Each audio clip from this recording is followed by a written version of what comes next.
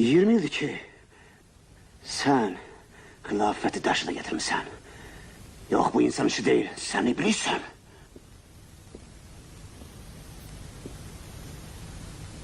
Ona göre seni elə edam ettireceğim ki misli bu vakte kadar eşidilmemiş, görünmemiş olsun.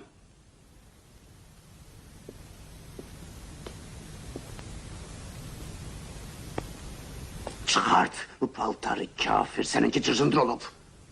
Baldırı çılpak.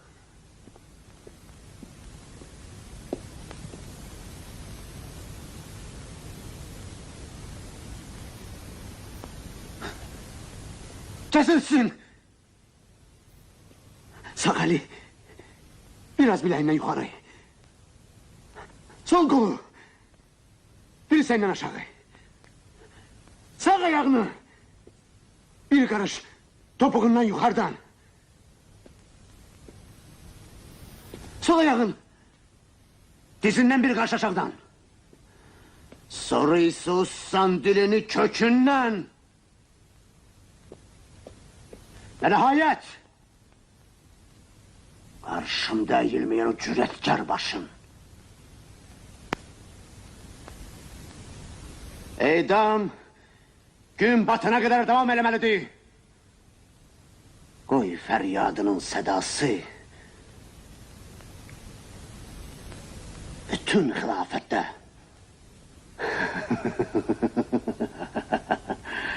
eşidilsin.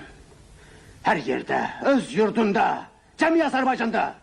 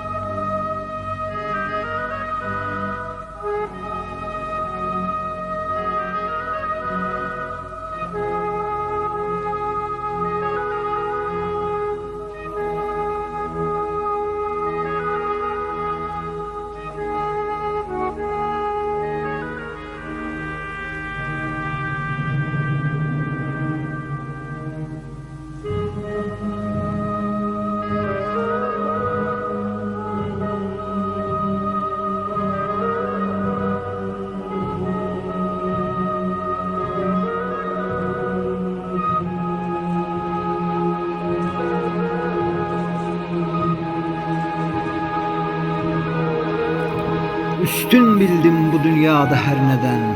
Yol xəritəm, yaşam tərzim sən vətən. Selamım arcan bu yolda güllədən. Al bayrağın dalgalansın qanım mən. Yaşayıbsan, yaşayarsan ey vətən. Saçan bir nur səslir bizi zirvədən. Dağ da sənsən, nur da sənsən ey vətən. İçdiğim andında dayanmışam mən. Əzəl sözüm, əbəd sözümsən vətən. Mən söhbəti yox, özümsən vətən. Vətən uğrunda ölən can itirer, ad qazanar. Vətənə qurban olan hər igidin adı qalar. Səni sevdayı vətən eyləsə də aləmə rüsva. Can fədadır vətənə, kimsədən umma təmənna. Ata Babək kimi ver başını sevdayı vətəndə. Eşqi və baş əyəcək Məcnun-u Leyla'yı vətəndə. And olsun Babək'in qanlı üzünə. Ne kadar zulmevi berbat olmayıp Azerbaycanlılar azad olmayıp Azerbaycanlılar yatmayacaklar.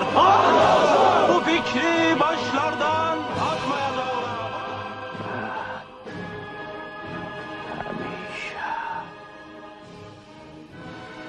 Səninliyəm Azərbaycanım.